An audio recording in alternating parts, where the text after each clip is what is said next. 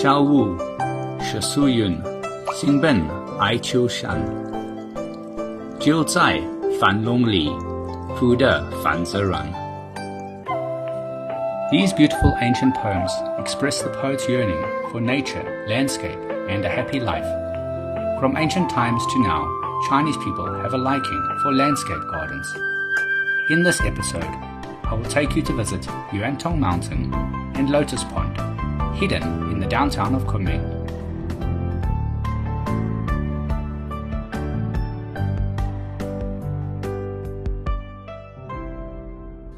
Before we start our journey, I will visit my good friend Vincent's patisserie for breakfast. Hey, Vincent. Hey, Andrew. Good to see you. Good to see you. How have you been? Very good, very good. Thank you. Looks good. He has been operating the shop for 7 years. Like me, he particularly likes the life here, the climate, the culture, and everything else. All right, enjoy. Thank you very much. Thank you, Vincent. Kunming is also a very inclusive and cosmopolitan city. The locals are very accepting and welcoming of foreigners. All the pastries in the shop are made using traditional French methods and as such are loved by many people in Kunming. The first stop is Yuantong Temple. This Buddhist temple is different from most other temples in China in that its design and layout are sloped downwards. It's very quiet and tranquil, yeah, a very beautiful place, and it is very unique in that all the other temples in China, normally when you enter, it goes higher and higher and higher. But from here, you can see as you go in, the temple goes down. In China, temples carry the functions of preserving historical buildings, cultural relics, science, culture, art, folk customs, etc. In ancient China, they were called the safe house of historical relics. Now these carvings, as you can see, are different forms of Chinese writing. This is Na Xia Ping. It means that the color of the stone wall is reflected in the pool, like the sunset glow. They are always full of imagination and can find beauty in subtle places. Very tranquil, very beautiful. To the north of Yuantong Temple is Yuantong Mountain, one of the famous scenic spots in Kunming. Have a look at the sights. In ancient times, Yuantong Mountain was a place for many literati and poets to enjoy the scenery. Kunming's, the air is very fresh in Kunming. Very little pollution. Beautiful. Old city wall in front of me. An old pavilion. They call it a pavilion in China with beautiful architecture. Also going back a few hundred years. Today, many important historical relics are also preserved on Yuantong Mountain. So a big surprise at the top of this mountain top. I just discovered a peacock over there. And have a look. Very beautiful. Sitting in the wild. Don't want to disturb him too much. It's a wild peacock in the middle of a zoo. A zoo and an amusement park have also been built on it for the citizens' leisure and entertainment. It's just that modern people's way of entertainment seems different from that of the ancients. Hello, I'm Joyce. Hello, Joyce. I'm Andre. Nice to meet you. Nice to meet you too. Very good. 你的英文非常棒，666。Thank you. 等一下，抱一抱。哦。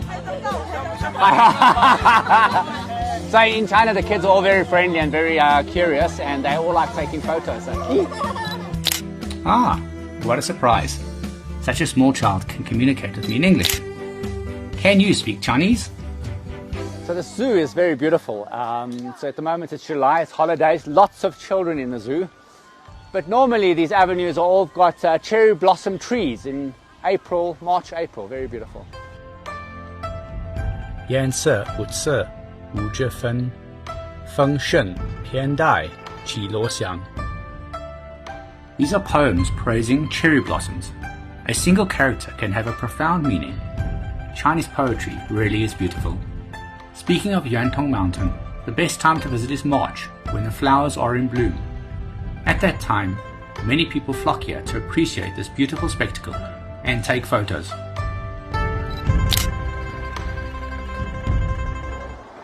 Yunnan locals can't live without their rice noodles, eating many different kinds of rice noodles in their daily lives.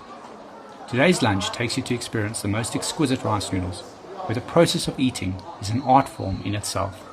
So this for 58 RMB is a lot of food. So I'll explain what I'm going to eat. This here is a special delicacy called buckwheat, a bread. This over here is steamed chicken soup. Over here what we have is a kind of, I guess that's duck meat. And then we have jasmine flowers, tomato, a special wild edible mushroom called songrong. So it has various fish, meat, quail eggs, shrimp, chicken, jasmine flowers, tanli flowers. This is jingchui hua, a big meal. Let's start. So crossbreed rice noodles has lots of different ingredients. We start from quail eggs. And finally, we'll add in the mi-xian. So we're going with a thick mi-xian, or a thick mi-xian is a thick rice noodle. So a thick rice noodle, we'll add that in. Guoqiao mi-xian, a bowl of rice noodles with a century-old tradition.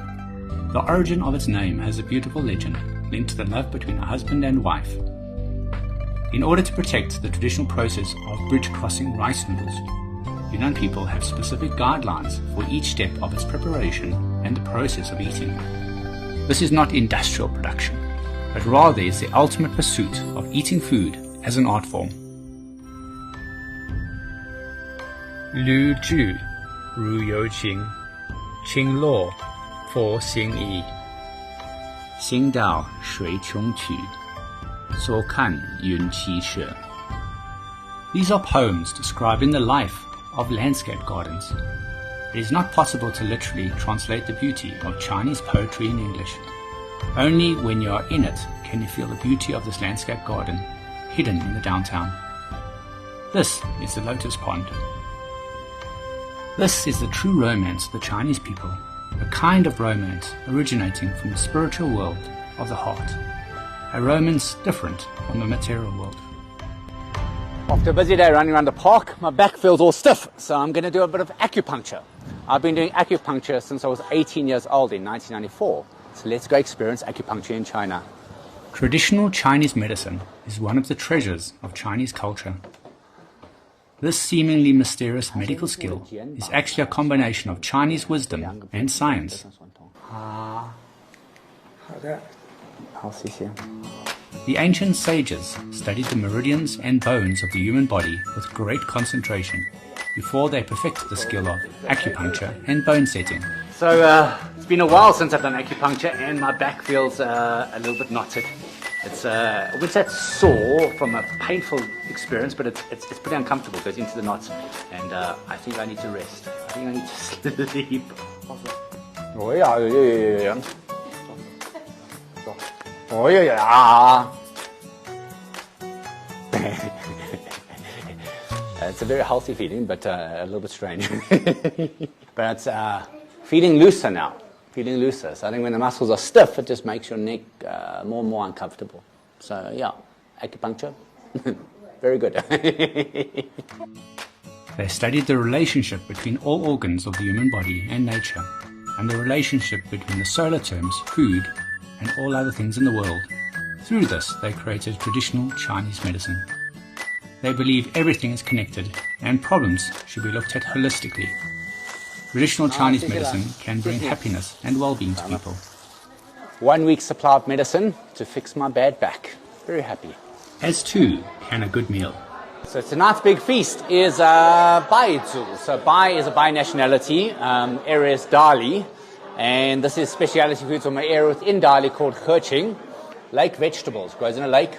Herqing is a county in Dali, where Dali food and Herqing white spirits, Baiju, are the most famous. And that's called Herqing Tianjiu.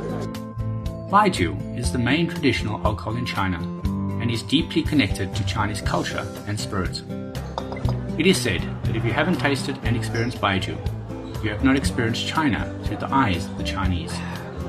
Oh, that's good. That's very good. After a great meal in Kunming, the weather is great at night. This is a very busy street, very popular nightlife. And this is one of my favorite bars over here. So I'm going to have a beer and relax. Drinking Baiju and drinking beer are completely different experiences. Oh, that's smooth. Very smooth, very nice. In China, you also never drink alone. So every time you want to drink, you need to cheers someone before sipping. In Kunming, on such a comfortable and pleasant night, having a cold beer is the perfect way to end a busy day. Rural life is the aspiration of most Chinese people. Ethnic customs, summer breeze, coffee, food, and all the country life you want are located only 16 kilometers away from the Kunming city. In the next episode, we'll go to a place the locals call Shal Dali